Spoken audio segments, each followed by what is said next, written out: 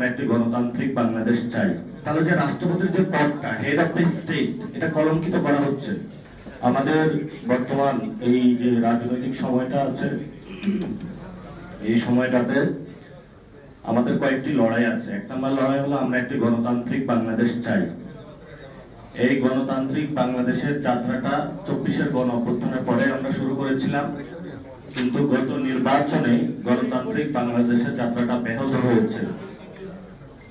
সেই ব্যাহতর জায়গা থেকে আগামী স্থানীয় যে নির্বাচন, সেই নির্বাচনে আমরা গণতান্ত্রিক জায়গাটা নিশ্চিত করতে চাই। নিশ্চিত করার জায়গাটা আমরা হোঁচট খেয়েছি। আপনারা জানেন যে বিএনপির যে নির্বাচনী একটা টিম ছিল বা কমিটি ছিল, সেখানে একজন শামসুল আলম নামে একজন ব্যক্তি ছিলেন। উনি রিটায়ারমেন্টে গিয়েছেন, ওই কমিটিতে বিএনপিতে যোগ দিয়েছেন, কাজ করেছেন। সরকার তাকে অতিরিক্ত সচিব পদে আবার নির্বাচন কমিশনে নিয়োগ দিয়েছে। নির্বাচন কমিশন একটি সাংবিধানিক প্রতিষ্ঠান, এটাতে নিরপেক্ষতা বজায় রাখতে হয়। সরকার যে নগ্নভাবে নিয়োগটা দিয়েছে, এইভাবে নিয়োগগুলো হাসিনার আমলে হয়নি। এবং সরকার চিন্তা করছে যে 3 বছর পরে অথবা 5 ইয়ার্স পরে যে ইলেকশনটা হবে, সেই ইলেকশনের জন্য তাকে প্রস্তুত করা হচ্ছে। উনি ওই সময় যাতে সচিব থেকে একটা নগ্ন হস্তক্ষেপের মাধ্যমে আরেকটা হলো আমি দাবি নির্বাচন করতে পারে। ফলত গত 17 বছর তারা যে গণতন্ত্রের কথাটা মুখে উচ্চারণ করেছে, এটা একটা ভুয়া জিনিস ছিল। তারা বাংলাদেশে গণতন্ত্র চায় না, তারা একনায়কতন্ত্র চায় এবং একটা ফেসিবাদী কাঠামোর মধ্যে থাকতে চায়। দ্বিতীয়ত যে বিষয়টা আমরা এই সংসদে শুরুতেই বলেছিলাম চুপ্পুকে বাদ দেওয়ার জন্য, কিন্তু তারা দেয়নি।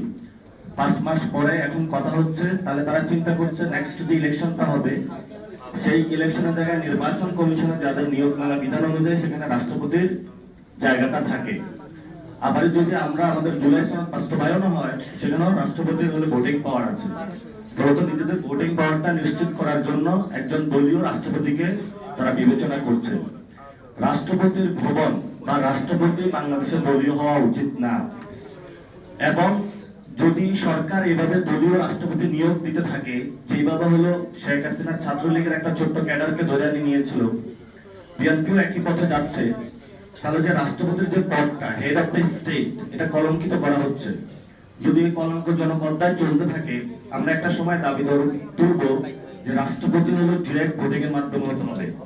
রাষ্ট্রপতি কোনো দলীয় ব্যক্তি হইতে পারবে না, রাষ্ট্রপতি কোনো গরিব পরিবারের হইতে পারবে না। আপনার সংবিধান যে সিস্টেম, সেটা অনুযায়ী রাষ্ট্রপতি নিয়োগটা পার্লামেন্টে যারা আছেন তারা নিয়োগ করবেন, কিন্তু রাষ্ট্রপতি হলো প্রধানমন্ত্রীর পরামর্শ নিয়ে চলবেন। এখন আমরা দুটা বক্তব্য পেয়েছি। রাষ্ট্রপতির নিয়োগের ভার কে হবেন, স্থায়ী কমিটির একটা মিটিং বসলো, সেখানে আবার একজনের কাছে ন্যস্ত করা হলো। তাহলে পুরো বাংলাদেশের মধ্যে 18 কোটি মানুষের মধ্যে একজনের দায়িত্ব হলো রাষ্ট্রপতি হলো নিয়োগ দেওয়া। তাহলে পুরো যারা রাজনৈতিক ব্যক্তিবর্গ, পার্লামেন্ট, পুরো মানুষ, তাহলে তাদের কি প্রয়োজন?